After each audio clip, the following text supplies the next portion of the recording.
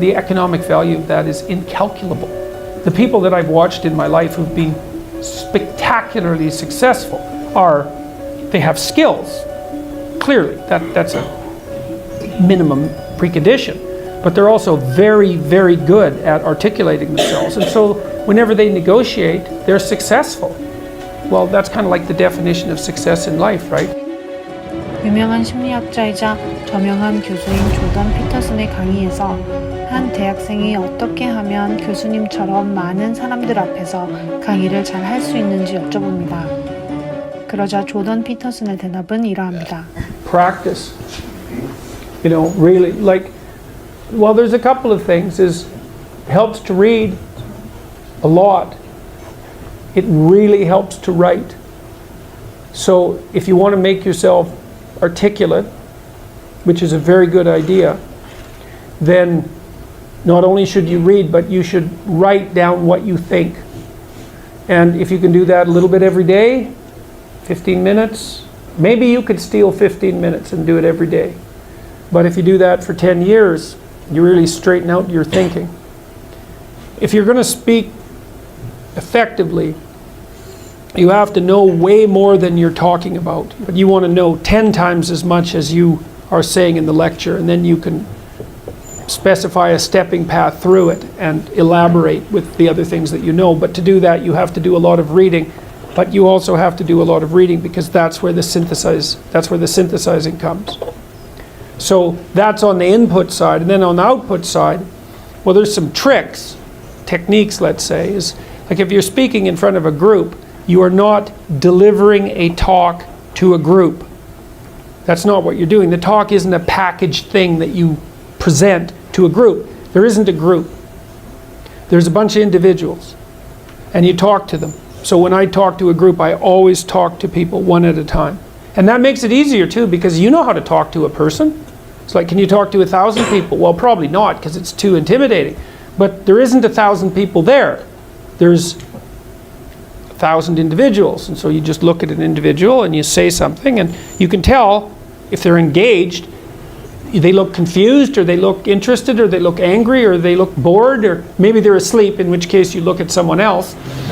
And they give you feedback about how you're doing. And so one thing is to have something to say, yeah, but the next thing is pay attention to who you're talking to.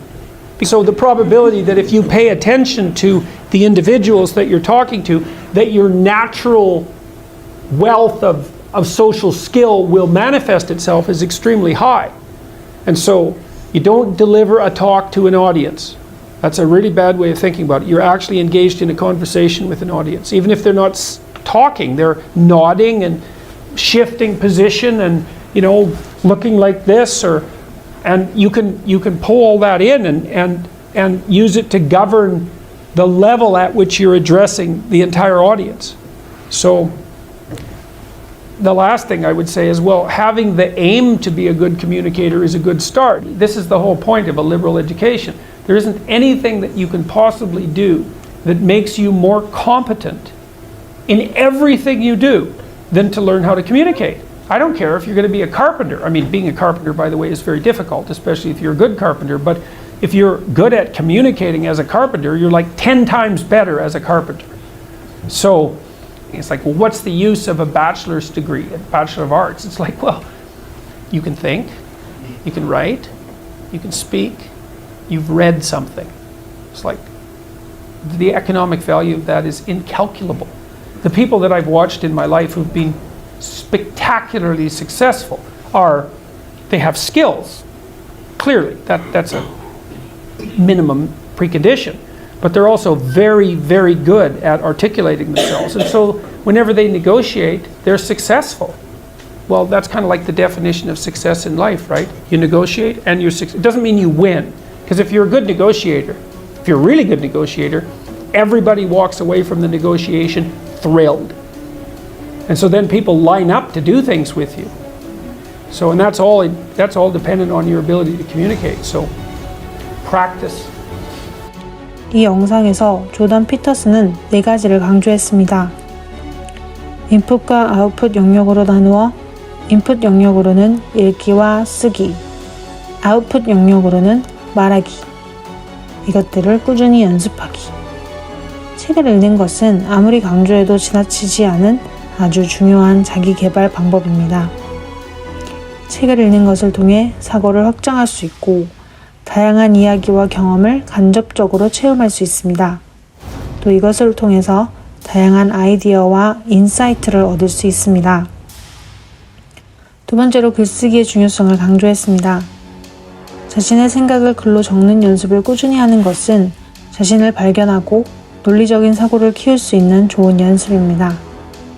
자신의 생각을 정리하고 분석하여 자신을 잘 표현할 수 있습니다.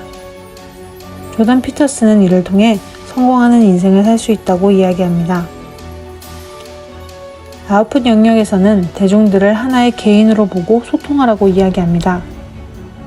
그렇게 하면 조금 더 진정성 있는 이야기 전달이 가능할 것이며 상대방에게 집중하여 훨씬 더 쉽게 다가갈 수 있을 것 같습니다. 하지만 이것들이 한순간에 이루어지는 것은 아니기에 꾸준하게 노력하며 연습하는 것이 중요할 것 같습니다. 볼거리가 많고 유혹들이 많이 있는 현대사회에서 책을 읽는 것에 시간을 할애하는 것은 쉽지 않습니다. 그렇기에 밀리언 띵은 동기부여 영상을 업로드하여 스스로를 고무하고 성장할 예정입니다. 끝까지 시청해주셔서 감사합니다.